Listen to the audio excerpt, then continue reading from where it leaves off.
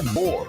It's Terry Henne and his Farm Show on 100.5 and 790 News Radio WSGW and online WSGW.com.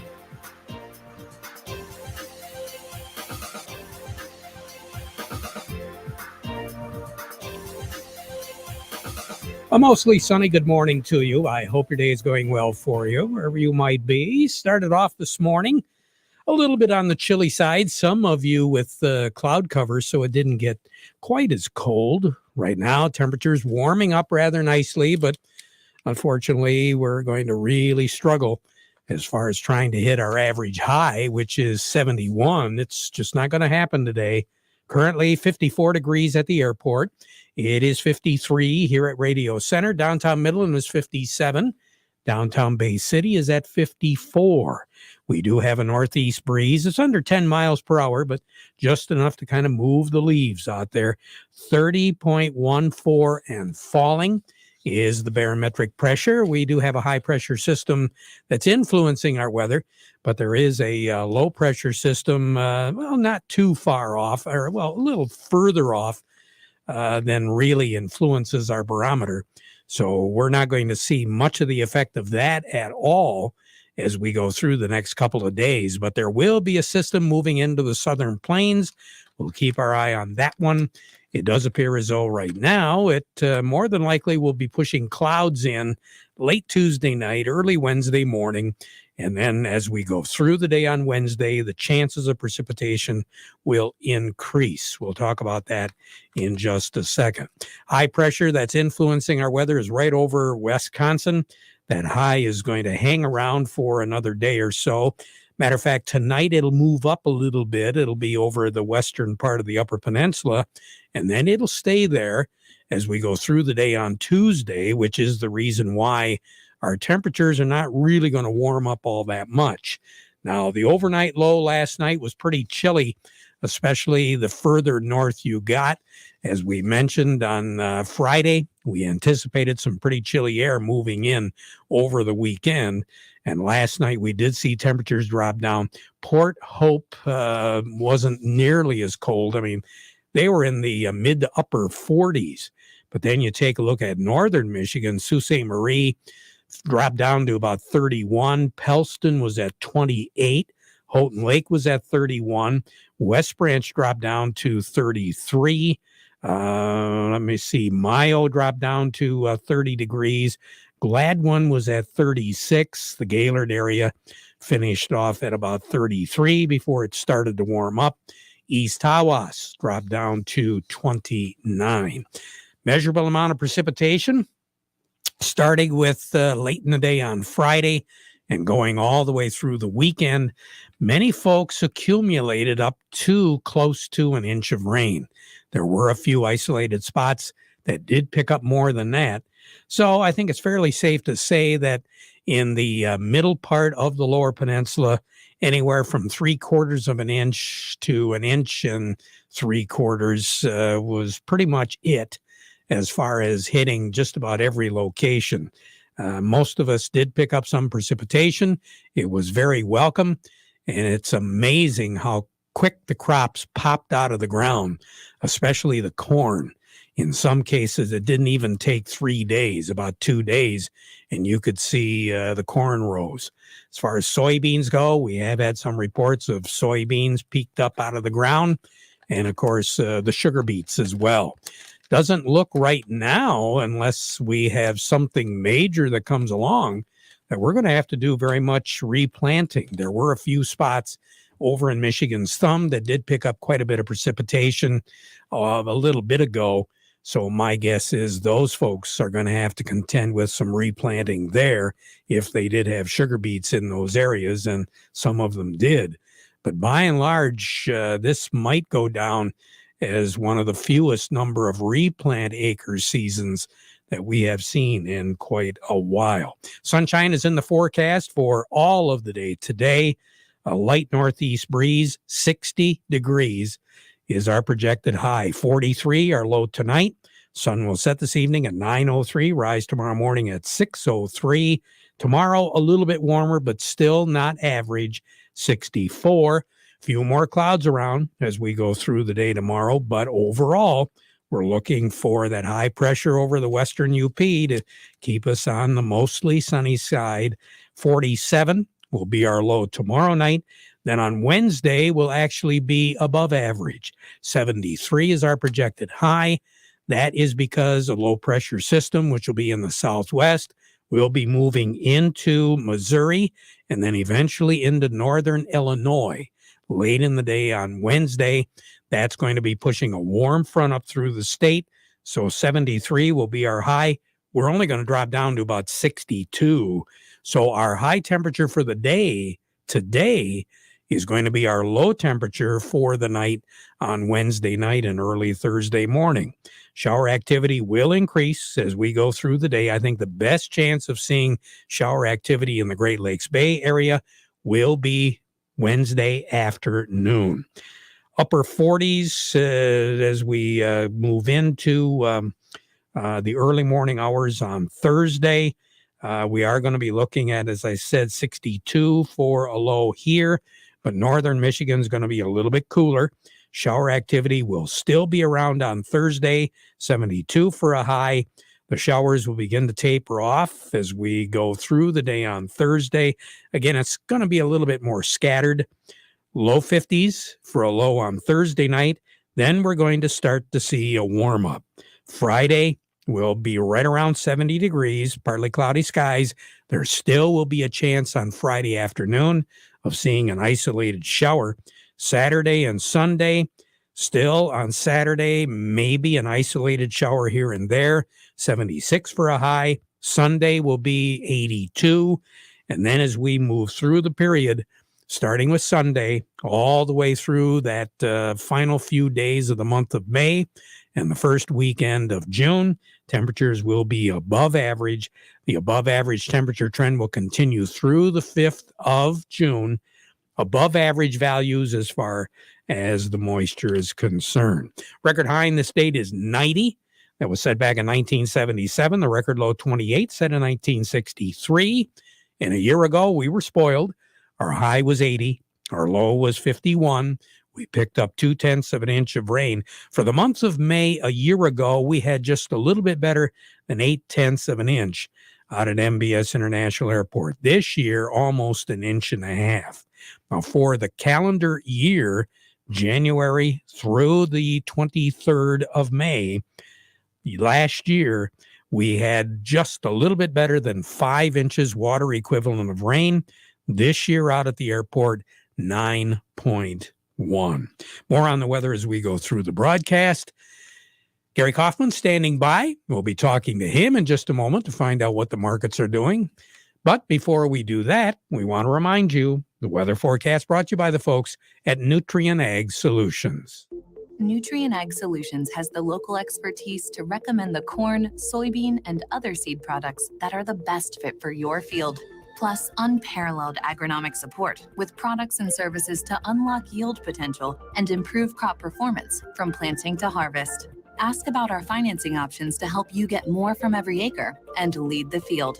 Visit your local Nutrien Ag Solutions branch or go to nutrienagsolutions.com. They say there's a secret to growing a great crop. At Nutrien Ag Solutions, they beg to differ. It all starts with a strong foundation, and when it comes to fertilizer, there's no question that Titan XE drives dry fertilizer performance. They've been unlocking the potential in every prill of dry fertilizer with biocatalyst technology for over a decade.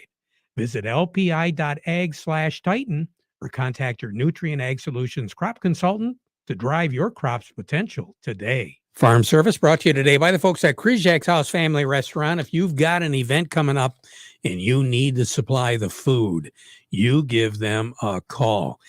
They'll have it all put together for you. All you got to do is stop by, pick it up. And as we've said before, you will be a hero at your event with some really good food from Kryzak's House. Also, they're a great place to dine in, too. So give mom or dad or whoever a little bit of a break. Just give Kryzak's a call and reserve a table and chairs. Kryzak's House, corner of Cass and Michigan on Bay City's south side. Gary Kaufman, good morning. How are you this morning? Good morning there, Terry. I'm doing well, thanks. Boy, so are the crops out there. I mean, it's been a little cool, but they're loving every drop of this. Oh, yeah, as you drive around countryside, things are popping out of the ground for sure. Wow, I guess. So what's it doing to the markets? Well, we got positives on the wheat and corn. Overnight, soybeans were leading the market, but they've kind of reversed into the negative territory. But currently, wheat's the leader coming out of the gate here at the noon hour, and we're up 14 cents on cash wheat. That puts the white at 11.43, the red at 10.93. New crop also up 14 at 11.53 on the white, 11.03 on the red. Cash corn, let's call it up a nickel at 7.19. New crop up a nickel as well at 6.82. Cash soybeans down 19 at 16.46, and new crop is down 6, Terry, at 14.51. So what are we keeping our eye on this week? Well, this week, I mean, on the beans, they had a good week last week. They were up 59 cents for the week, and that was on basically solid export demand, specifically from China.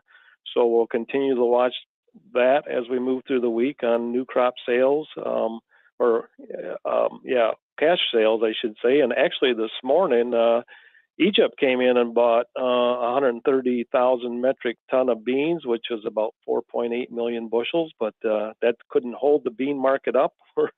So we'll have to see how that progresses here as we move forward to the holiday weekend. But planting progress after the close tonight, we're expecting corn to be in that 70% range. Some maybe 65 to 70 are saying, but this is compared to last week's 49%. Last year we were 89%, and then the 5-year average is 79%. So we've made some progress here in the last week, and soybean planting progress should be around 50%. Last week we were at 30%. Last year we were 73% done, and of course the 5-year average on beans are 55%. So just a little bit behind on the beans, Terry, and as far as the wheat goes, the big news, I think, the wheat arena here this morning was the fact that Russia declined to let Ukraine export out of the Black Sea. So that kind of gave wheat a push up here earlier on this morning. And we'll continue to watch that as scenarios unfold in the Black Sea region. And we're kind of watching spring wheat planting too. Is the 5-year average is about 83%, and we're probably near 50% on spring wheat plantings. And we're kind of watching crop conditions in France as their revised report was 6 points lower as they continue to see dryness persist in that neck of the woods. So I'm kind of surprised to even hear that they can move product through the Black Sea with all the mines and everything else that have been planted over there.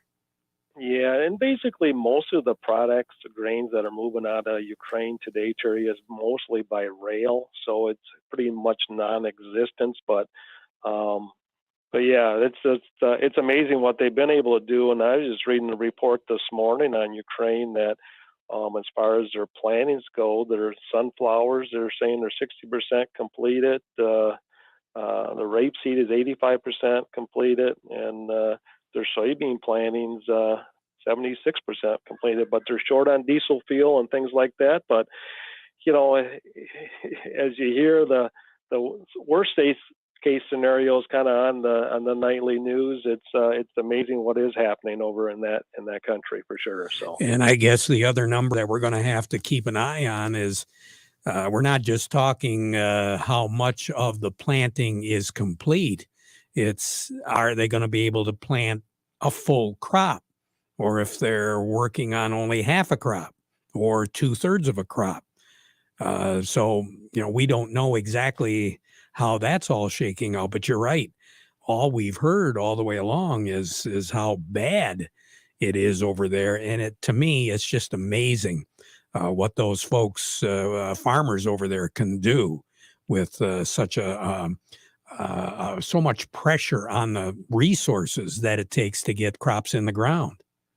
Oh yeah, for sure. Yep. As we move forward, news out of Ukraine, whether positive or negative, will influence the markets for sure. And And as we get into that critical weather time for the wheat, actually local wheat, we should see wheat heading out here by the end of the week here, Terry, I would think, or by next weekend. So, wow, that's something else. But this weather has been ideal for wheat.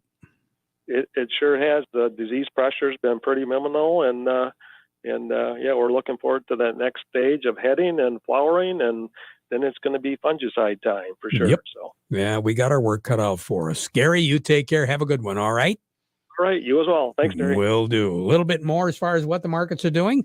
Doug Klein from Oppenheimer joining us. The market report brought to you by Schaefer and Beerline, this area's certified ag dealer. It's sale time, spring Ram truck sale time going on at Schaefer and Beerline since 1852, where Family and Service sells cars. Get a hold of them today. And by the folks at Thumb Bank, serving the needs of farmers for well over 125 years. 2 locations in Bay City, also Cassidy, Caseville, Pigeon, and Bad Axe. Thumb Bank, where relationships are built on trust. Doug Klein, good morning. Good morning. What are we looking at now? Well, the OPEC and the Saudis have sided with Russia as far as the oil situation goes. So that's probably not good for us folks here, expecting the price of gasoline to come down anytime soon. Who knows? But I guess having Hunter Biden and Paul Pelosi Jr. on those gas and oil boards over there in the Ukraine was a good thing for us. We just didn't know it. So too bad for us. We're up to 7 dead oligarchs in Russia now. That's up from 5 a couple weeks ago. So they accidentally killed themselves. So that's unfortunate. What else is going on? 7% short interest in the S&P 500. That's the highest the short interest has been on the stock market in 26 months or so. So there's some big bets against the stock market, and it's rallying against those bets, at least today. So anyway, so here's your numbers. The July corn is $7.86 and a quarter, up 7.5 cents. December corn $7.39, up 7 cents. And September of 23 corn $6.72 and a quarter, up 2. July soybeans $16.91, down 14 and a quarter. November soybeans $15.19 and a quarter, down 2.5. And November of 23 soybeans $14.10, up 3/4 of a penny. July wheat is $11.87 and $11.85 and 3/4, up 17 cents. The December wheat is $11.99 and 3/4, up 20.5. And then July of 23 wheat is $11.23 and a quarter, up 18 and a quarter. Crude oil is $110.48, up 20 cents. The heating oil is $363.87, up 1.7 cents. Gasoline is $381.48, down 2 1/4 cents. Natural gas is $854.5, up 36 3/4 cents. Canadian dollar, U.S. dollar gets you 127.84 at the border. That's down 52 ticks. The yen is at the U.S. dollar gets you 127.81 yen. That's down 4 ticks. The euro's at 106.72, up 112 ticks. The dollar's at 102.16. That's down 98.7 ticks. Gold is at $1851.90, up $9.80. Silver's at $21.84, up 16.5 cents. Platinum's at $950.40. That's up $9.30. You have a good day, Doug. We'll Thank talk to you again. Okay. Doug Klein over at Oppenheimer. Jerry Samolsky joining me right now from Bay Landscaping and Garden Center in Essexville. Jerry, was taking a look at the growing degrees. And I know you and I have been talking about this, but we're just, about 200 base 40, 39 versus a year ago?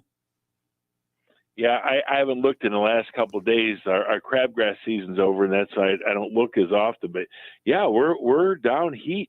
Things are slow. I mean, 1st of June, we're gonna have some things blooming that are typically done. And they're blooming for 2 to 3 weeks. So we're behind. But everything's coming along. It's a beautiful time of year, Terry. The flowering crabs, magnolias are now done. But looking at the crabs and the viburnums, and there's just a lot of stuff coming out. I noticed some spirea, the bridal wreath spirea are coming out.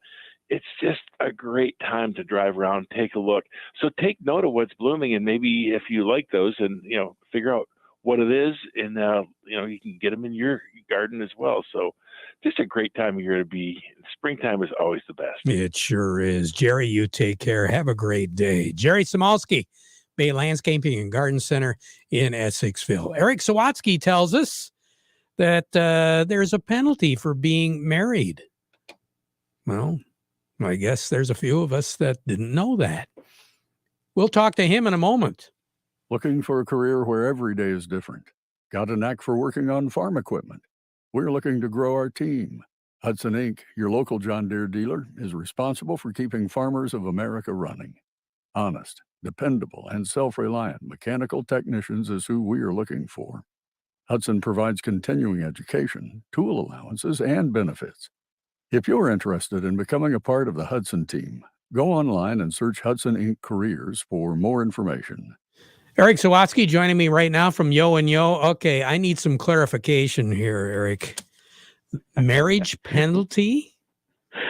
Yeah, I mean, we're coming into wedding season here, and not that you necessarily want to decide whether to get married or not based on tax code, but there are definite penalties in there for being married. So I'll go over a couple of them. The biggest thing is to just realize that exists. And again, I wouldn't discourage someone from being married just for that reason. But one thing you do see is the tax brackets are different. So you get to a higher tax bracket and pay a higher tax rate much faster if you're filing jointly than if you're single. So if you have two single individuals, individually they can earn more not married and pay potentially a lower tax just based on the way the tax brackets are. There's a couple other things that line up that way too. If you're in a higher income bracket, or especially because you and your spouse together bump you into a higher tax bracket, there are several additional taxes that come into play that otherwise wouldn't. If you're over $200,000 for single taxpayers, once you combine for married, you can actually pay another 3.8% Medicare tax on just your income. And there's another 0.9% tax that kicks in for individuals when they're married over $250,000 in gross income. So tack on another almost 1% there. So it hits the higher income members, but then it also hits lower as well. So if you're in a lower bracket and you're eligible for an earned income credit, once you're married, those income limits again aren't equal. It isn't just double when you get married. So you could be getting back earned income credits when you're single, and when you're married, you have children at home, you might all of a sudden see a decrease there, which effectively could be an increase in your tax for next year. So, love is blind, Eric. Love is blind. For sure. There you go. You take care. Have a great day, okay? You too. All right, Eric Sawatsky. New Holland Workmaster tractors are in stock at Ellen's Equipment. Models are available from 65 to 120 horsepower and all include expanded visibility with seating for two. These tough, practical workhorses give you unmatched comfort with low cost of ownership. Check out the New Holland Workmaster inventory at Ellen's Equipment in McBain, Ithaca, or Beale City today. Or visit them at www.ellensequipment.com. Back at 12:30 with an update. Now we conclude our program with a playing of our national anthem.